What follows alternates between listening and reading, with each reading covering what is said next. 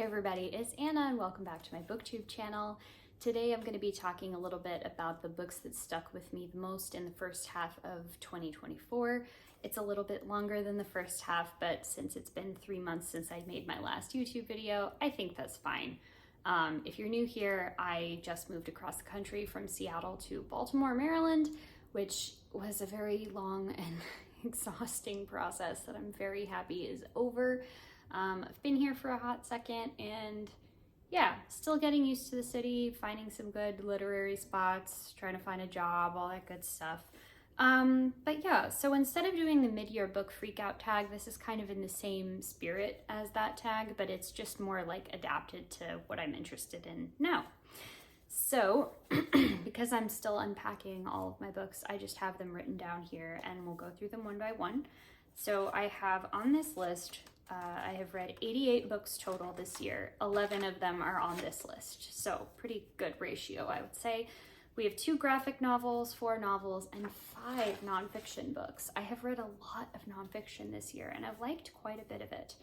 So we'll go ahead and do the graphic novel first, one of them anyway. It's The Plain Janes, which is written by Cecil Castellucci, and the art is by Jim Rugg. Sorry, I can't read my own handwriting. This is a book that I read at the beginning of the year. I picked it up at Emerald City Comic Con, and it is this story about a bunch of girls who are all high schoolers. They're all named Jane, and they all start this like experimental renegade artist collective in order to address different social problems and issues that they see happening in their town. What I really liked about this book is that it was funny, it really centered friendship, and it didn't shy away from answering big questions about what the function of art is in our society, why we need it, and when does art just become basically like politically neutered in service of the status quo versus like what keeps art fresh and interesting. And it was doing a lot of really cool work. I believe it was a duology, or it was published in 2 volumes originally. The one that I read, it's been republished and put like all together in just one book, because I think book 1 and book 2 were published some years apart from each other. Really enjoyed that. Next was The Mountain and the Sea by Ray Naylor. I don't remember if I talked about this on the channel already, but this was one of the books that I bought with my holiday bonus money last year. It's about a scientist that has to go to this like remote place off the coast of what is like Vietnam now, but it's like a future sci-fi world. So anyway, it's off the coast of there, and the scientist is being called there to study this like mysterious octopus. We don't know that it's an octopus at the beginning of the book, but it's on the cover, so it's not that much of a spoiler. That is appearing to take like octopus intelligence above and beyond what humans actually know about it. This book was a really good just critique of the ways in which these multinational corporations basically become governments unto themselves. It's a lot about what happens with the like violence of capitalism run awry and how it reintroduces slavery and environmental destruction and all this other stuff into the world. And lest it sound like too much of a downer, it is also just like a very interesting, deeply weird story about 2 minds trying to connect through language decipherment. That reveal was very cool. When I finally figured out what some of the symbols that were scattered throughout the pages of the book meant, I actually gasped. That was great. Okay, next is another novel, Trouble with Lyen by John Wyndham. John Wyndham is now going to be one of my favorite authors. I just started reading his stuff this year, and this I read way at the beginning of the year. It was a holiday book again, and it is another sort of like speculative science fiction story about this pair of 2 British scientists in the 1950s. One of them discovers this species of lichen that has the potential to drastically extend human lifespan, and she decides that she wants to give this lichen to several like groups of prominent women throughout England, because women have been like disenfranchised for so many years, and she sees this as a way of achieving like more important gender equality, because they will then have life extension to basically have it all. They'll be able to complete everything that they actually wanted to do that they wouldn't otherwise be able to because of like social rules. But the male scientist who is kind of her teacher and mentor, does not want that to happen because he's worried about the potential for the Lyen life extension to basically be hoarded by the rich, and then rich people would basically extend their own lives, use it to consolidate their wealth further, and create like an underclass of worker drone people whose lives were extended by this Lyen, but just to serve the interests of the rich. Really, really good book. The ending was just like oh my goodness, so wonderful. It was very prescient. I mean, like the best science fiction is, because it's about stuff that's actually going on, and these are all problems that we're still dealing with 50 years, 60 years after the publication of this book. But yeah, and I really, really like the writing style. It's kind of a writing style I don't see too frequently anymore. It's a little bit more old-fashioned, but I like it. It's very funny. Definitely would recommend John Wyndham if you haven't read him already. Okay, now we have some of the nonfiction, and the reason why I'm not holding the books up like I usually would be is because a lot of these were from my old library, and most of them are still not unpacked. So that's why you're not seeing that. So it was Doppelganger by Naomi Klein. This was a book that was about Naomi Klein, who is a like left-leaning journalist who's constantly confused online for Naomi Wolf, who is a more like right-wing conspiracy theorist, anti-vaxxer. These are people that really have like almost nothing in common except for their names and the fact that people confuse them on the internet.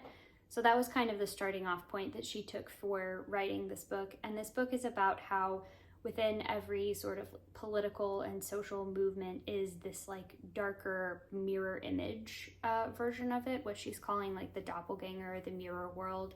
And a lot of this has to do with the way that like it's been exacerbated recently by different online communities and political activity online and things like PSYOPs and the Russians interfering in American elections and all that kind of thing.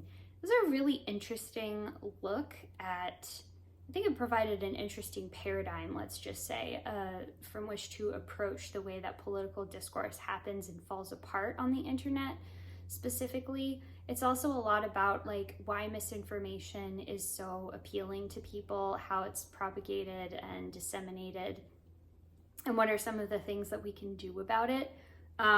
I think that the book did kind of suffer from some scope creep by the end, where it really felt like she was trying to fit a lot more into the back half of the book and then was like running out of room and time to be able to tell this story and make those arguments. But overall, super well written. I believe this won the Women's Prize for Nonfiction. Totally well deserved. Completely understand that. Next is what I think is actually my favorite book I've read all year, which is Eve by Kat Bohannon. This is another nonfiction book. The subtitle is something like How the Female Body Drove 500 Million Years of Evolution, or Human Evolution, or something like that. So it is a kind of history of science, evolutionary history of the so-called female body. And before I go any further, I appreciated very much that the author explicitly stated that this is a trans and intersex inclusive book, but that some of her writing was going to focus specifically on the so-called female body because that is what we had like research and data about. She goes into the historical reasons why a lot of the data about like trans and intersex and non-binary people doesn't exist because it's been destroyed or no one has asked for it, etc., etc. But it is specifically about how this like unique feat of biology created basically like our species as we know it. It was really fascinating. I learned a lot about like the history of different, you know, reproductive organs, or the way that chromosomes affect the brain, the ways that, you know, there's hormonal differences even across what we culturally like presume to be a woman. I found this to be an incredibly well-written and approachable book about this science. It's definitely something that she goes out of her way to make approachable, and I thoroughly enjoyed reading it. Next was Gentrification of the Mind by Sarah Schulman. This is like a short essay, I guess, essay/memoir about the author's experience of living in New York City during the AIDS crisis in the 70s and 80s, and how not only did the AIDS crisis and the ensuing death of a lot of people in the LGBTQ community who were living there lead to the physical gentrification of the neighborhood, but also how the political and social response to the AIDS crisis led to a gentrification of the mind, is what she calls it, which is the process whereby like more radical social movements are pulled inexorably towards the center as people are looking just to be more accepted into society. They get tired of fighting, they get tired of being radical, they forget the past history, which is like who actually was there pushing for radical social change, so then you just get to benefit from it without having to basically put your own neck out on the line. And it is a really well written and honestly very heartbreaking to read essay about this period in history. And you know, I see it happen too. I think we see the logical outgrowth of what she talks about and what people like Sylvia Rivera talked about too, where like pride becomes something that is like commodified and commoditized. And like, yes, it's nice that you can go into like a Target and get your rainbow flag in June or whatever, but like pride and activism is about more than just spending money and consuming, and it is by necessity like not a very polite and civil thing. So it is an interesting take on understanding like how movements become gentrified through the lens of how this neighborhood in Greenwich Village became gentrified. Next was actually the one audiobook on this list, The House of Wisdom by Jim Al-Khalili.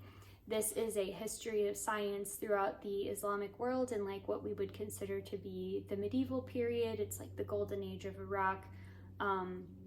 This book really stuck with me just because I learned so much from it. I learned a lot about the different scientific and technological developments that, you know, in like Western school curriculum really just get like a footnote of like, oh yeah, and in the Muslim world, they like knew all of this stuff about medicine because they never lost touch with the teachings of ancient Greece, and they were also good navigators too, that kind of thing. But we went like further into detail with this book and I really enjoyed it.